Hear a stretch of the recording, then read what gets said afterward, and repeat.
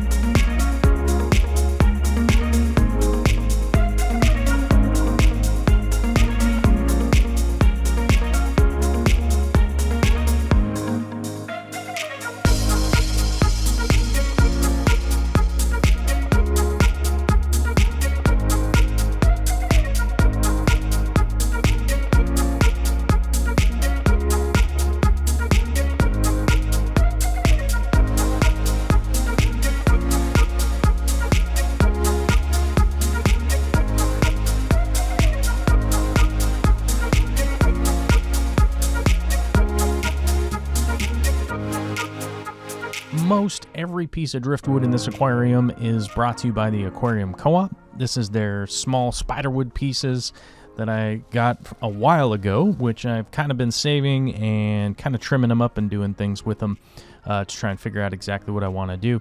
I've found the best way to utilize spiderwood is to get some of this gray spray foam that's actually pond safe. So this is something that you would normally utilize in a pond setting.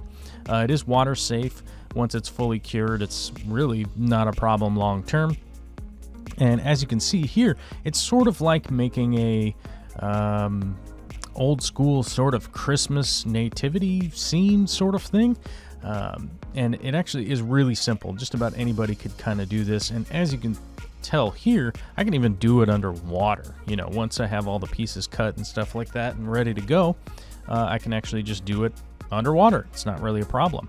I can figure out exactly where I want things to go. I can move the rocks around and, you know, then add the driftwood once the rocks are in there. That's typically where I end up running into the problem, and where I see most people running into a problem is figuring out how to get all the rocks in there and then how to assemble the driftwood in a way that you'd be able to get it into the tank. I find this to be the easiest way, though I do sometimes build them all ahead of time and add them into an aquarium.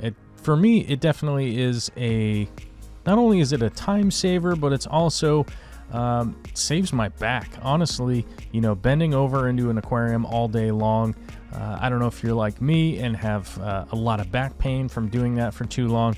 It does make it a lot easier on my back to be able to move things in there and not have to be bent over all day long. So maybe that's a hot tip that would help you out in your aquascaping adventures and things that you got going on. Or maybe you just have watched this video and it's all fine and dandy and it's not really that big of a deal. This has taken probably about a 2-week long process of kind of moving things around, doing stuff like that. As you guys know, I don't frantically work at rescaping my aquariums and trying to get them done in like a 2-hour period. This is something that I kind of spend a little bit of time on every day and, get in the tank, see what's going on, do a little bit of maintenance here and there. And, as I work on my rescapes, I don't necessarily want to break the whole tank down, scrub everything all apart and stuff like that. And then, just fill it all back up again. I like to keep my beneficial bacteria going. I like to keep my cycle going and keep the tank running and be able to make changes as time goes on. So as you guys know, my gardening projects are sort of always happening, and I'm happy to run them that way long term.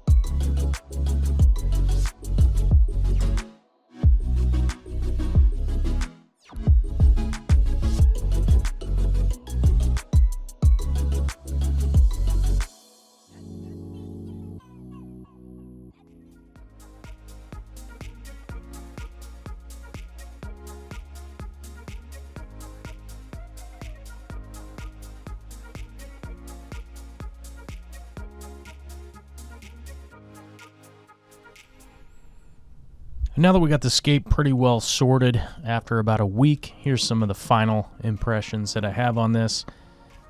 I am a lot happier with how this tank is set up now. The scape is a lot better. It's more of a individual unit as opposed to a bunch of little areas. The Bacopa's filling in fairly nicely. I do have a little bit of hair algae going on, as I do have a CO2 deficiency kind of problem going on with this tank. I'll be changing out that equipment fairly soon, so of course I'll make a video about that, and you guys will be able to check that out. I'm going to be switching the actual diffusion device, so I'll be swapping that out for to a reactor, because I currently have an inline on this setup and it is just not working properly. And so looks like I'm going to be looking forward to a lot of nice months of hanging out and aquascaping in this tank. Of course, I'll have more updates in the future on this scape, as well as during the live stream. We'll talk about a lot of the things that are going on in here.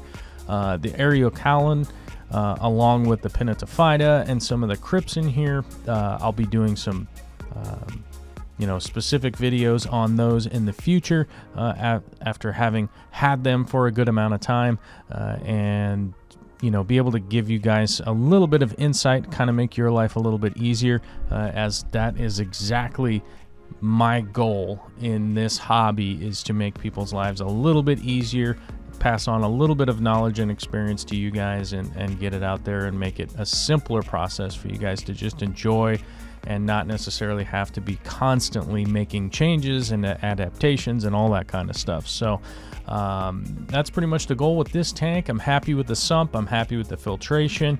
The fish in here are doing fantastically now that I have new driftwood for them to chew on. Of course, we got a lot of the plecos and stuff in here.